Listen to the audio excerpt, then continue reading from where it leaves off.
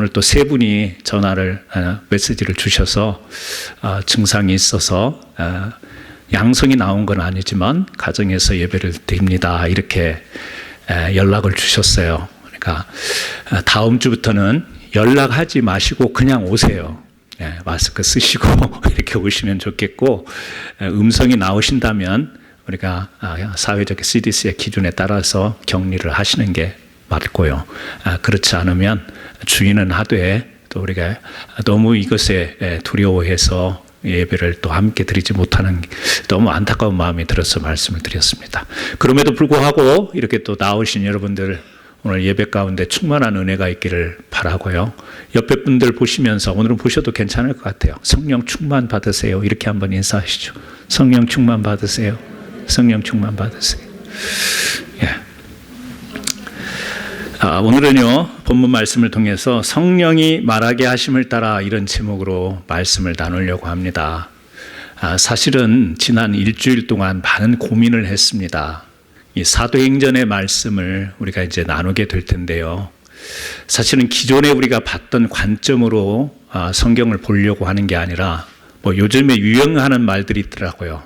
다시 보는 성경, 다시 보는 구약, 다시 보는 사도행전 이런 명칭으로 책도 나오고 또 말씀을 보는 관점을 달리해서 이렇게 보는 그런 견해들이 있는데, 우리 성도님들과 함께 매주일 이렇게 그때그때 주시는 은혜를 나누다가 우리가 작년부터 다시금 우리 교회가 이사를 오고 새로운 신앙의 터 위에서 새롭게 출발하는 마음으로 또 코로나 시대를 안았지만 본질적인 신앙으로 돌아가자라는 면에서 구약의 10계명부터 이렇게 쭉 살피다가 이제 신약 성경의 사도행전을 우리가 넘어오게 되는데, 이렇게 말씀을 나누다 보면 좀 여러분들에게 좀 듣기가 딱딱하고 좀 어떻게 어색하고 어려울 수도 있겠다, 이런 고민이 저에게는 항상 있습니다. 그럼에도 불구하고 여러분들에게 필요한 말씀도 있겠지만 하나님이 우리에게 주신 마음을 가지고 설교함으로 조금 여러분들이 좀 딱딱하고 어렵더라도, 원래 제가 그런 스타일은 아니잖아요.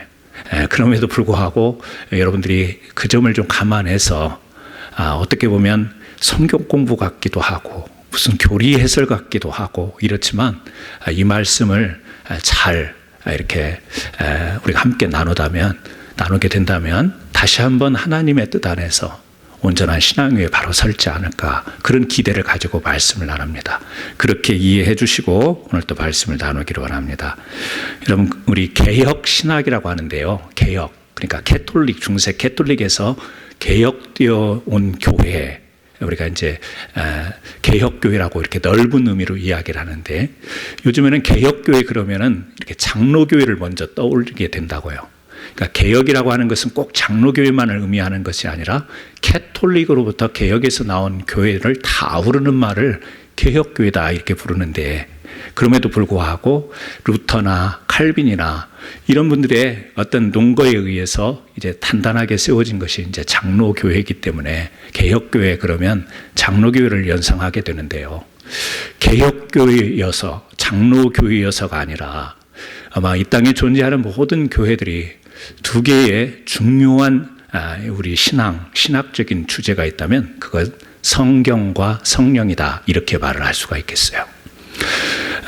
하나님의 말씀은 진리의 말씀이고, 이 말씀은 하나님의 계시이고, 하나님을 알 수 있으며 하나님이 우리를 향한 그 사랑과 구원의 계획을 다 담고 있는 말씀이기에 이 성경 말씀은 우리가 이 중요성은 더 이야기하지 않아도 되겠습니다. 하지만 성령, 이 성령은 바로 이 진리된 하나님의 말씀을 우리가 볼 때 바로 이해하고 바로 깨닫고 또 그것을 실천하는 데 있어서 작용하는 하나님의 힘, 하나님의 능력이 성령이기에 성경 말씀만 가지고는 읽어서 문자로 읽을 수도 있고 지식으로, 교양으로 그냥 우리가 읽을 수 있는 문학적인 어떤 가치를 두고 읽을 수 있지만, 성령이 우리를 이 말씀을 조명해 주시면 이것이 하나님 말씀이구나, 이것이 하나님의 뜻이구나, 하나님은 이 말씀을 통해서 우리에게 이렇게 진리로 나가라고 말씀하시는구나. 말씀을 보는 조명뿐만 아니라 실제 우리를 그렇게 살아가도록 인도하는 하나님의 영이 바로 성령이죠. 그러므로 성경만 봐서도 안 되는 것이고, 또 진리의 말씀인 성경을 제쳐두고 어떤 성령만을 추구하고 따라가려고 하는 것도 아니죠. 같이 가야 되는 것이 바로 우리 신앙. 그래서 우리가 우리 교회에 주보에 보면 표어로 그렇게 딱 담아놨잖아요. 말씀과 성령이 이끄시는 교회. 이것을 그냥 담아놨겠습니까? 이게 바로 우리 신앙의 근간이 되는 가장 중요한 두 요소이기 때문에 그렇게 써놓았죠. 그런데 이제 오늘은요, 오늘과 다음 주 그리고 그 다음 주까지 될지는 모르겠지만 성령에 관한 말씀을 좀 나누려고 해요. 이 성령에 관한 말씀을 좀 나누려고 하는데 어려움이 뭐냐면 오늘날 교단과 교파와 그리고 신학자들과 또 같은 교단 안에서도 목사님들의 그 신학적인 입장에 따라서 성령에 대한 해석, 성령에 대한 받아들이는 것이 너무 다양하다라는 거예요. 너무 많아서 우리가 성령 그러면요, 딱 머리에 정리가 되고 정립이 돼야 되는데 뭐 너무 이게 뒤섞여 있어서 대부분의 많은 신앙을 가진 사람들이 성령에 대한 정립이 안 돼 있고, 성령 그러면 무슨 교단을 생각하고 오순절 교단을 생각하고 순복음을 생각하고 뭐 이렇게 우리 속에 정립이 안 된 부분들이 많기 때문에 이 부분을 제가 하나님 앞에서 경험하고 체험하고 또 말씀을 보면서 저도요 시행착오를 참 많이 했던 것 같아요. 그래서 옛날에 설교했던 걸 들어보면 막 얼굴이 달아오를 때가 있어요. 이게 이런 말씀이 아닌데 그때는 그걸 잘 보지 못하는 거예요. 그래서 그런 것들이 시간이 가면서 바뀌기도 하고 또 체험도 있고 막 이러면서요. 이제 좀 우리 성도님들과 함께 다시금 건강하고 건전한 말씀으로 좀 한 번쯤 점검하는 게 필요하겠다라는 그런 시점이 된 것 같아서 성령에 관한 말씀을 나누려고 하는데, 앞에서 말했듯이 성령에 관한 너무 많은 다양한 그런 입장들이 있어서 이것을 우리 성도님들이 여기저기서 배우고 듣고 알고 그랬을 텐데, 제가 이 성경을 근거로 하여 전하는 말씀과 조금 맞지 않는 부분도 있을 수 있고, 또 그동안 생각했던 것인데 생각하지 못했던 부분도 있을 것이고, 이것을 한번 점검하는 시간이 됐으면 좋겠고요. 또 성령에 관해서 말씀을 나누기가 어려운 것은 뭐냐면 이것은 체험적인 것이 있기 때문에 그렇다라는 거예요. 성령이라고 하는 것은 하나님의 영인데 우리에게 임할 때 우리가 체험을 하는 부분이 있어요. 체험이라고 하는 것은 각자가 겪는 것이기 때문에 그 체험과 신학이 부딪히면요, 이 신학적으로 개인의 그 체험을 간섭할 수가 없는 거예요. 신학적으로 그 체험은 잘못됐다, 잘했다라고 하는 기준을 물론 성경을 근거로 하지만 성경에 근거한 체험이라고 할 때 그것을 어떻게 우리가 판단하기 어렵고 평가하기 어렵다라는 거. 그래서 너무 많은 또 견해와 또 우리가 실질적으로 각자가 개인이 체험하는 부분이 있기 때문에 이것을 우리가 정립한다라는 게 쉽지 않다. 그럼에도 불구하고 성령과 또 성경은 너무 우리에게 중요하기 때문에 이 부분을 한번 같이 살펴보기를 원합니다. 좀 줄여서요, 범위를 줄여서 여러분, 성령 그러면 존재 양식이 있어요. 세 가지로 이야기합니다. 성령이 존재하는데 편재한다, 한자어예요. 다 편재한다라는 말인데요. 편재라는 말 이해하시죠? 어디든지 계신다, 그 말이죠. 하나님은 어디에 계신가요? 하늘에 계신가요? 아니죠. 편재에 계시는, 하늘에도 계시며 땅에도 계시며 바다에도 계시며 편재해 계신 하나님. 그래서 하나님의 영은, 성령은 어느 곳에든 제한적이지 않는 그런 존재다, 이렇게 이야기하는 게 있고요.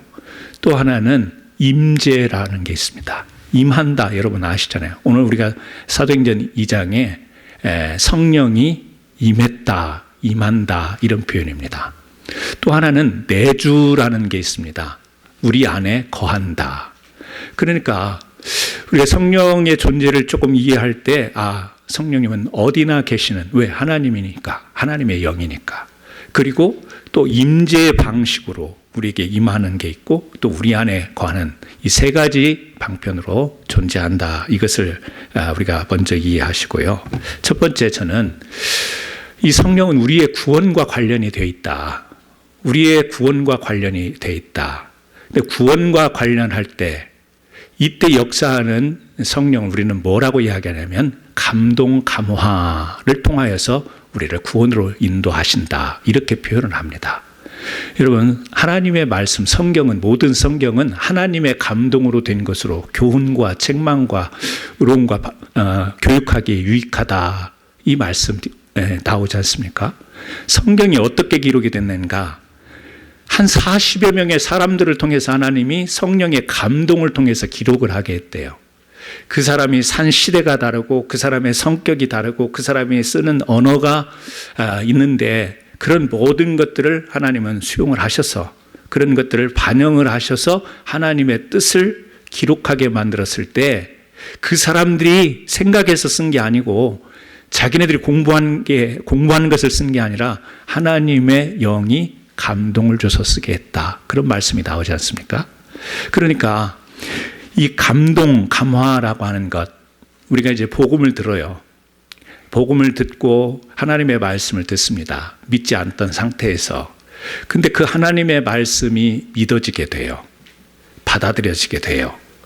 그 믿을 때 우리가 뭐죠? 예수 그리스도를 통하여서 우리 죄가 사해지고 바로 하나님은 사랑으로 우리를 구원으로 인도하신다. 이제 이런 복음의 내용을 들을 때 우리가 100% 이해가 되지 않는 것 같지만 수긍이 되고 그래서 이제 순종하면서 자기 죄를 고백하고 그리고 그 죄에 이제 하나님이 법적으로 사해 주시는 세례를 통하여서 우리가 회개도 하고 세례도 받고 이런 과정 속에서 성경이 내 귀에 들리고 말씀이 내 눈에 보이고 이해가 되어지고 수긍이 되어지는 그 과정을 내 의지로 하는 것이 아니라 성령이 이미 나를 감화하시고 감동을 주시기에 내가 그 말씀들이 들어오고 내가 순종하게 된다라는 것이죠.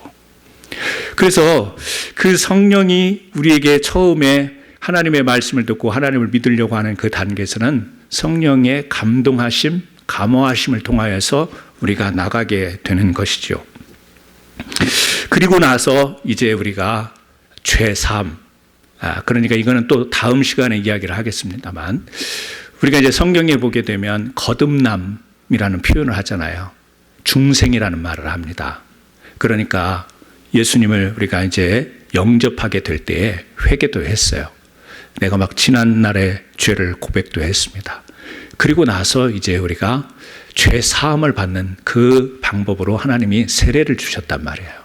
그래서 세례를 받았을 때 성경은 뭐라고 이야기하냐면 죄 사함 받았느니라 이렇게 이야기해요. 세례의 의미를 무엇으로 이야기하냐면 우리의 죄를 사해주는 기준으로 삼는 거예요. 그래서 베드로전서 3장 21절에도 물은 예수 그리스도의 부활하심으로 말미암아 이제 너희를 구원하는 편이 곧 세례라. 세례를 구원과 연결시켜서 이야기하는데요. 이 무슨 말이냐면 세례를 통하여 우리가 회개했지만 완전히 죄를 없애주시는, 죄를 사해주신다라는 거예요. 그래서 그 죄사함을 받았을 때 우리는 죄인 가운데서 의롭게 여김을 받아 의인이 되는 칭의의 단계에 들어가는 것이죠. 의롭게 되는 거예요. 그 의롭게 되는 상태에 하나님의 성령이 우리와 함께 하시는 거죠. 왜? 죄를 가졌을 때는 우리는 죽은 영혼이죠. 우리의 영이 죽어 있죠. 그런데 하나님이 우리를 의롭게 여겼을 때 우리의 영이 산 영이 되는 거 아니겠습니까? 그 산 영에 하나님의 영이 함께 할 수 있기에 그 우리의 산 영과 하나님의 영이 함께 할 수 있는 상태. 그래서 우리가 의롭다 여김을 받으면 우리 안에 성령이 어떻게 해요? 내주한다. 이렇게 우리는 설명을 합니다. 아니, 성령이 내 안에 거하는지, 언제 들어오셨는지 우리가 감각도 없고 인식도 못하는데 너무 애매하지 않습니까? 맞습니다. 애매합니다. 우리의 느낌과 감정과 인식으로는 애매합니다. 잘 알지 못해요. 그래서 성경에도 그런 이야기를 비유를 통해서 이야기를 하지 않습니까? 성령은 어떻게 바람이 어디로 와서 어디로 가는지 바람이 불긴 부는데 보이지는 않아요. 근데 뭘로 알죠? 바람이 불고 나면 나타나는 것들이 있죠. 흔들림, 그러니까 증상. 오미크론 코로나에 제가 3주 전인가요? 감염이 됐을 때, 양성이 나왔을 때 저는 걸린 줄 몰랐어요. 네, 몰랐습니다. 검사를 받기 전에 증상이 나타나더라고요. 기침이 좀 나오고 콧물이 좀 나오고. 근데 그 전에 감염이 됐으니까 그 증상이 나올 거 아니에요. 감염이 될 때는 전혀 느낄 수가 없죠. 알 수가 없습니다. 성경이 우리에게 이해를 돕기 위해서 무엇으로 이야기를 하냐면 바로 바람이 어디로 불어서 이 성령, 우리 안에 내주하는 성령을 그렇게 설명을 합니다. 인식을 잘 못하죠. 인식을 못하는데도 하나님의 말씀에 의해서 분명한 것은 뭐냐면 하나님이 우리를 죄 가운데 있을 때 예수를 영접하지 않을 때 우리는 죄인이고 죄의 영, 사망의 영을 가지고 있는데 의롭게 여겨주심으로 산 영이 됐다고 로마서는 그렇게 이야기를 하잖아요. 산 영이 됐다라고 하는 것은 하나님의 영으로 인도를 받는 것이고 하나님의 영과 교통할 수 있는 것이고 그래서 여러분 나눠드린 그 성경 그 구절 페이퍼에 보게 되면 제가 일일이 다 읽지는 않지만 성령의 우리 안에 거하는 말씀들이 성경에 보면요 이게 다가 아니에요. 이거는 정말 극히 일부이고요. 우리 안에 성령이 거한다라는 말씀이 쭉 나와 있어요. 그래서 우리가 이제 이 구원과 관련되어서 요한복음 3장 3절을 기억하실 겁니다. 뭘 기억하냐면 사람이 물과 성령으로 나지 아니하면 하나님 나라에 들어갈 수 없다. 여기서 뭘 이야기하냐면요. 물과 성령을 이야기해요. 두 가지를 이야기합니다. 물은 무엇을 이야기할까요? 회개를 의미하는 것이죠. 왜 이게 회개를 의미하나요? 우리의 죄를 회개하고 우리가 예수님의 이름으로 세례를 받으면 죄를 사함 받는다라고 우리 사도행전 이제 다음 시간에 또 보게 될 텐데요. 그러므로 회개 또 그리고 세례를 의미한 그러니까 우리의 죄를 사해주는 표현으로 물 이렇게 표현을 하고 성령은요 바로 우리의 죽은 영을 산 영으로 그래서 우리에게 오시는 그 성령님의 인도 처음 단계 감동 감화부터 시작해서 우리 안에 내주하시는 이 성령에 이르기까지 그것을 성령이라고 표현을 하는 거죠. 그러니까 요한복음 3장 5절이 문자 한 구절을 보면 너무 간단하지만 이 안에는 많은 내용이 담겨 있는 거예요. 뭐예요? 물은 우리의 회개의 의미예요. 우리의 죄사함을 의미하는 것이고 성령은요 하나님이 우리를 감동 감화로 이끄시면서부터 우리의 산령이 되고 그 산령이 됐을 때 우리 안에 들어오게 되시는 이 부분을 물과 성령으로 그래서 디도서 3장 5절에는 요한복음 3장 5절과 아주 유사한 말씀을 합니다. 뭐라고 하냐면 우리를 구원하시되 우리가 행한 바 의로운 행위로 말미암지 아니하고 오직 그의 긍휼하심을 따라 중생의 씻음과 성령의 새롭게 하심으로 이렇게 표현했습니다. 중생의 씻음과 성령의 새롭게 하심. 중생의 씻음은 물이고 성령의 새롭게 하심은 성령입니다. 요한복음으로 보면. 근데 중생은요 한자어로 중생이고 거듭남이잖아요. 거듭남. 우리가 거듭난다 할 때 중생이라는 말을 쓰는데 근데 여기 왜 중생을 거듭나는 건데 씻음이라고 표현했나요? 중생의 씻음. 죄가 사함을 받아야만이 우리가 진짜 거듭날 수 있기 때문에 그런 거예요. 죄가 해결이 안 되면 우리는 구원과 상관이 없는 겁니다. 그래서 이 죄사함의 문제는 굉장히 중요한 부분이고 그래서 중생의 씻음, 성령의 새롭게 하심, 물과 성령으로 나지 아니하면 두 가지를 이야기를 하는데요. 이 과정 속에서 성령은 우리로 하여금 죄를 씻고 죄를 사함받고 그리고 새로운 영으로 살아가는데 작용하는 하나님의 능력의 영이라는 사실을 우리가 기억해야 되겠죠. 그러므로 여러분은 예수 그리스도를 구주로 영접하셨고 여러분은 지금 하나님을 예배하며 참 믿음의 사람들로 살아가시는데 이것을 여러분들 다 인식하고 알고 깨닫고 우리가 그렇게 온 것은 아니잖아요. 이미 여러분들이 여러분의 죄를 자복하고 또 세례도 받으시고 또 날마다 주님의 말씀대로 살아가려고 노력하지만 또 실수하고 넘어지니까 고백하고 이런 모습으로 지금 살아가시잖아요. 하지만 우리가 좀 성경을 보면서 성령은 우리를 어떻게 인도하시는가를 우리가 보게 될 때 1차적으로 구원과 관련하여 성령은 이렇게 인도하신다라는 거죠. 그렇다면 우리는 예수님을 영접하고 거듭나고 의로움을 받은 이 믿음의 사람으로 살아갈 때 우리 안에는 성령이 계시다라는 사실, 여러분 인정하십니까? 여러분 안에 성령님이 계시다라는 사실을 믿습니까? 믿으셔야 됩니다. 믿으셔야 되고 안 믿어지시면 다시 되돌아가서 우리의 근본적인 신앙을 점검해야 됩니다. 왜 그러냐면 하나님의 진리의 말씀과 성령의 바른 인도를 받지 못하면 그것은 하나님을 믿는 것 같으나 종교 생활에 머물러요. 내가 구원의 확신을 가지고 있다고 하나 불확실한 구원의 확신이요. 자기는 확신이 있다고 하는데 하나님의 말씀으로 보면 그것은 온전한 것이 될 수 없고 신앙에 큰 오류가 일어날 수 있기 때문에 그렇습니다. 그래서 아까도 말씀드렸지만 요한복음 3장 8절에 바람이 임으로 불매 그 소리는 들어도 어디서 와서 어디로 가는지 알지 못하나니 성령으로 난 사람도 그러하니라. 그러니까 우리에게 성령이 언제 들어왔는지 그건 인식을 못한다라는 거예요. 그러나 우리 안에 성령은 계시다라는 거. 그런데 성경은 계속해서 이야기해요. 하나님의 성령이 너희 안에 계시는 것을 알지 못하느냐 이런 말씀을 하시죠. 너희 몸은 하나님께로 받은 바 너희 가운데 계신 성령의 전인 줄 알지 못하느냐. 우리 안에 성령이 있다는 것을 계속해서 말합니다. 디모데후서 1장 14절에 우리 안에 거하시는 성령으로 말미암아 네게 부탁한 아름다운 것을 지키라. 야고보서 4장 5절에 너희가 하나님이 우리 속에 거하시게 하신 성령이 시기하까지 사모하신다는 말씀을 헛된 줄로 생각이. 여러분 성령의 내주에 관한 말씀을 계속해요. 그러면 성령이 우리 안에 거하실 때 그 성령은 좀 쉽게 말하면 어떤 일을 하나요? 우리 안에 거하면 성령이 우리 안에 거하신다고 하는데 그러면 그 성령은 우리 안에서 무엇을 하십니까? 첫 번째는요, 성령을 요한복음 16장 13절에 보면 진리의 성령이라고 그렇게 이야기를 합니다. 진리의 성령이 오시면 그가 너희를 모든 진리 가운데로 인도하시리라. 진리가 뭐나요? 하나님 말씀 아니에요? 하나님이 우리에게 주신 말씀, 계시, 하나님의 뜻, 하나님의 계획. 그러니까 성령이 우리 안에 계시다라는 것은 그 성령이 우리로 하여금 생각, 마음, 뜻, 정신 이런 것이 하나님의 진리로 향하도록 우리를 이끄신다라는 거예요. 그래서 여러분 하나님의 말씀을 사모하잖아요. 하나님의 뜻대로 살아가려고 하잖아요.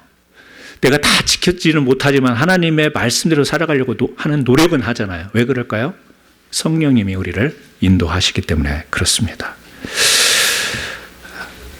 이 진리의 영은 우리를 가르치기도 해요. 요한 1서 2장 27절에 이런 말씀을 합니다. 아무도 너희를 가르칠 필요가 없고 오직 그의 기름 부음이 모든 것을 너희에게 가르치며 또 참되고 거짓이 없으니 너희를 가르치신 그대로 주 안에서 거하라. 기름 부음이 성령의 또 다른 표현인데요. 어디 가서 배울 필요 없다 그런 말이 아니고 강조죠. 성령은 우리를 가르치는 거예요. 지시하시고 분별하게 하시고 깨닫게 하시고. 그래서 똑같은 성경을 폈는데도요, 하나님의 영이 없는 사람들은 이해를 못합니다. 이해를 못해요. 이해를 못할 뿐더러 우리가 하나님을 믿어도 이해가 안 되는 부분이 있어요. 그 부분을 어떻게 우리는 하죠? 하나님의 약속의 말씀으로 믿습니다. 그러니까 이 믿음마저도 하나님의 영이 우리에게 감동하지 않으면 여러분 이해되지 않는 부분을 믿음으로 우리가 받아들이게 되는 것. 안 믿는 사람의 입장에서 보면요, 미친 거예요. 어떻게 동정녀 마리아에게서 사람이 출생할 수 있냐? 우리는요 믿지 않습니까? 믿어요. 하나님이 홍해를 가르셨다. 말도 안 되는 소리 하지 말고. 안 믿는 사람들은요 이해 못해요. 여러분 홍해가 갈라진 거 여러분 이해하세요? 과학적으로? 이해 못해요. 근데 뭐죠? 믿잖아요. 왜? 하나님이 믿음을 주셔서 믿게 하시니까 우리가 믿게 되는 거예요. 이해뿐만 아니라 믿게 되는 이 모든 것들을 성령님이 우리 안에서 우리로 하여금 그렇게 가르치시죠. 요한복음 16장 7절에서 8절에 보면 이런 말씀을 해요. 내가 그를 너희에게로 보내리니, 성령이에요. 그가 와서 죄에 대하여, 의에 대하여, 심판에 대하여 세상을 책망하시리라. 여러분, 성경을 우리에게 주면서 성경은 어떤 역할을 한다고 그랬죠? 책망과 교훈과 책망과 바르게 함과 의로 교육하기에 유익하도록 하는 것이 성경인데, 성령 역시 우리 죄에 대해서, 의에 대해서, 심판에 대해서 우리가 분별력을 갖게 한다는 거예요. 성령님은 우리로 하여금 이게 죄네, 이렇게 살면 죄 짓고 사는 거네, 이렇게 살면 의로운 삶이네, 하나님이 원하시는 삶이네, 이것을요 내가 단순히 지식과 경험으로만이 아니라 성령을 통하여 말씀을 보는 가운데 어떤 상황 속에서 깨닫게 되고 분별하게 되는 것이 성령이, 내주하시는 성령에 의해서 우리가 그렇게 된다는 거예요. 여러분, 그런 적 있으십니까? 없으십니까? 판단이 되어지는 거예요. 내 머릿속에 판단 같지만 성령님이 역사하셔서 믿음의 사람은 이렇게 살면 안 되지, 이렇게 사는 것이 바로 신자가 사는 것이지, 성도가 사는 것이지. 늘 살아가면서 우리는요 신앙적으로 늘 부딪히면서 살아가요. 그리고 그 속에서 선택을 해요. 의의 길이냐 죄의 길이냐. 그래서 죄의 길로 우리가 조금 방향을 틀면 뭐가 호소를 하죠? 양심을 통해서 하는 성령은요, 양심을 통해서 막 찔러요. 찔리니까 또 우리는 방향을 틀게 되고, 이 모든 작용이 성령, 내주하시는 성령을 통해서 그렇다라는 겁니다. 또 성령은 우리의 정체성을 분명히 합니다. 두 번째인데요, 성령 우리의 정체성. 로마서 8장 9절, 13절, 14절에 보니까 이런 말씀이 있어요. 만일 너희 속에 하나님이 영이 거하시면 너희가 육신에 있지 아니하고 영에 있나니, 누구든지 그리스도의 영이 없으면 그리스도의 사람이 아니라. 너희가 육신대로 살면 반드시 죽을 것이로되 성령으로 몸의 행실을 죽이면 살리니, 무릇 하나님의 영으로 인도함 받는 그들은 하나님의 아들이라. 그리스도인들은 아멘 하시기 바랍니다. 마스크를 써서 분별을 못 하겠네, 대답을 했는지 안 했는지. 여러분들이 하나님의 자녀라고 생각하면 아멘 하시기 바랍니다. 하나님의 자녀가 아니고 그리스도인이라고 생각을 안 했는데 이 자리에 와 계신다면 꼭 그런 복을 받기를 바랍니다. 아멘 하신 분은 여기 이야기하고 있죠. 하나님의 영이 거하시면 우리가 그리스도인이고 하나님의 아들이다, 이것을 정의를 내려줍니다.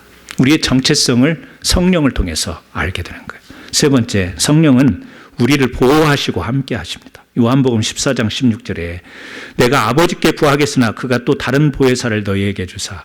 예수님이 보혜사예요.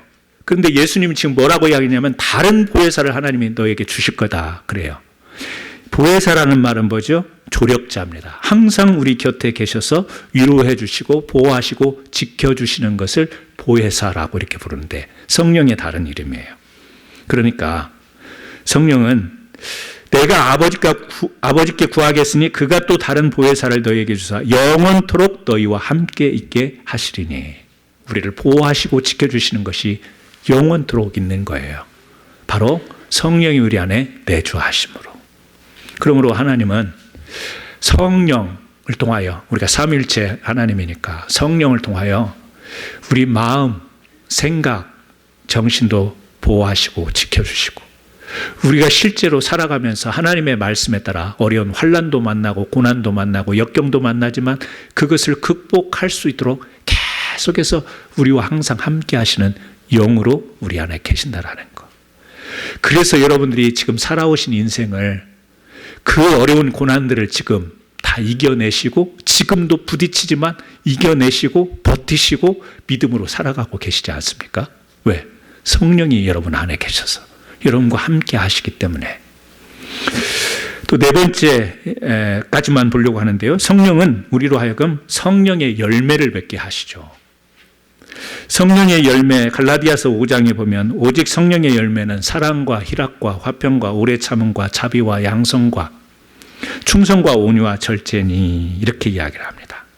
우리 안에 내주하시는 성령님은 우리가 계속해서 진리의 말씀을 붙잡고 또 잘못할 때는 우리 스스로가 분별하고 우리 스스로가 또 조정하고 그러는 가운데 그 시간들이 지속되어지면서 뭐가 되냐면 열매를 맺게 되는 거예요.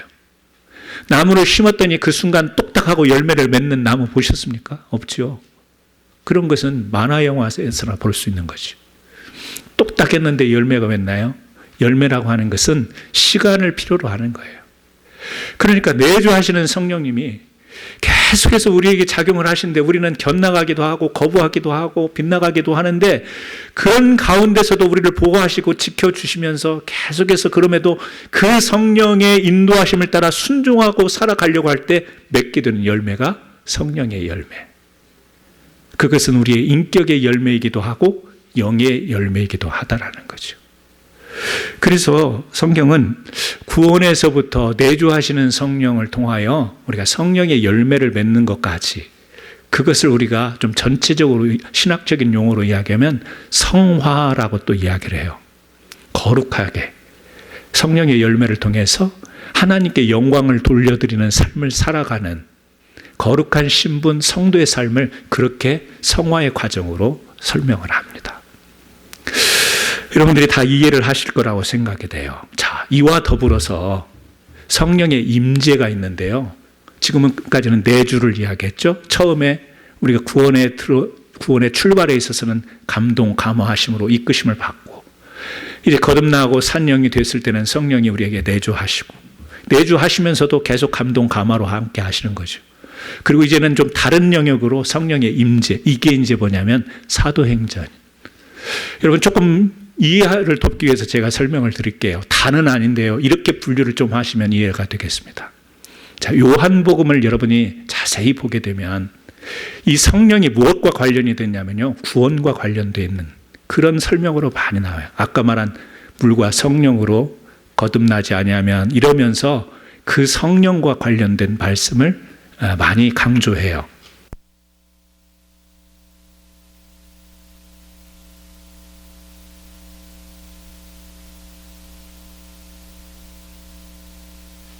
굉장히 중요하게 많은 곳에서 가는 교회마다 복음을 전하는 곳에서 이 내주하시는 성령에 관한 설교를 많이 합니다.